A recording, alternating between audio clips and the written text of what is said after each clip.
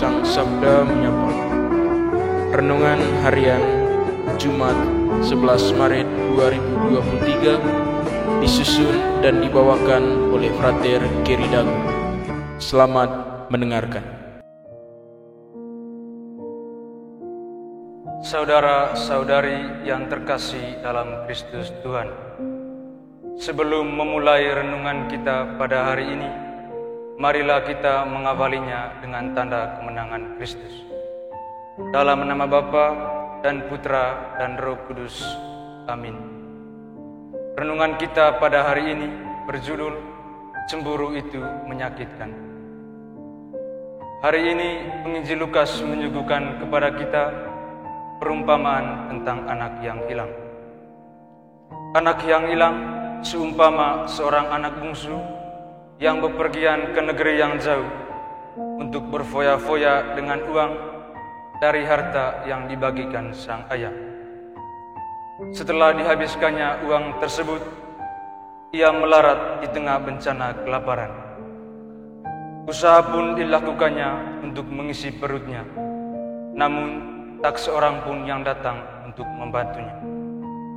Menyadari semua itu, sesal pun dilakukannya, seolah-olah ia paham bahwa melewatkan waktu adalah menghidupkan penyesalan. Kemudian ia memilih untuk menyusuri jalan pulang. Pulang adalah jalan pertobatan, dan pertobatan itu sendiri membuat kita berharap akan pengampunan.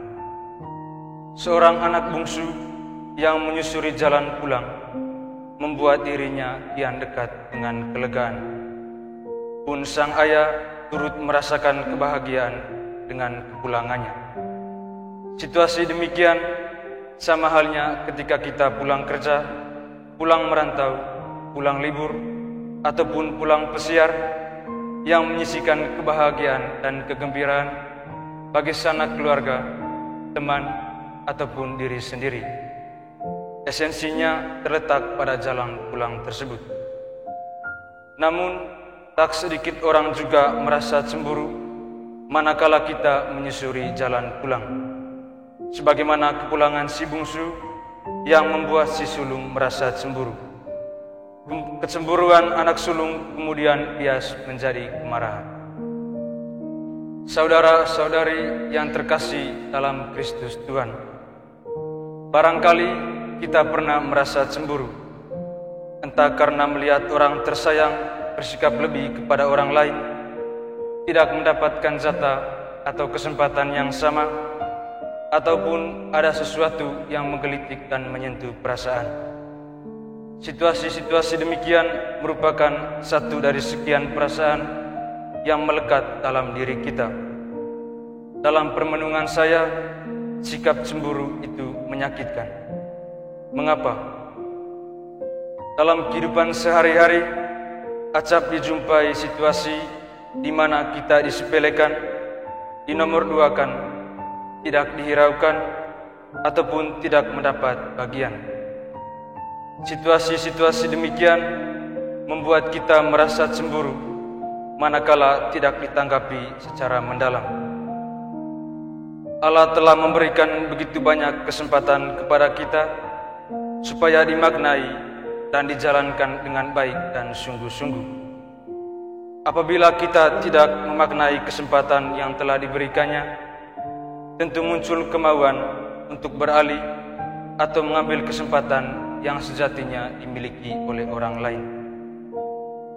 Hal ini perlahan menjerumuskan kita untuk menghamba sikap cemburu, di mana kita menyimpang dari jalan yang sudah diberikan oleh Allah dan mencoba untuk merasakan atau mengambil bagian milik orang lain. Saudara-saudari yang terkasih dalam Kristus Tuhan, sikap cemburu senantiasa dijauhkan dan ditanggalkan dari kehidupan kita.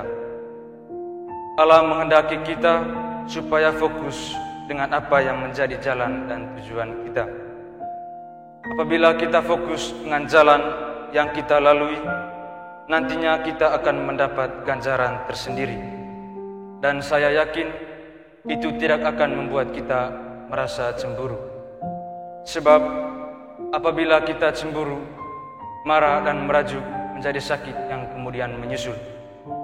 Sebagaimana yang dialami si sulung, di mana kecemburuan dengan si bungsu membuat ia marah dan merajuk. Semoga, amin. Kemuliaan kepada Bapa dan Putra dan Roh Kudus, seperti pada permulaan, sekarang dan selalu sepanjang segala abad. Dalam nama Bapa dan Putra dan Roh Kudus.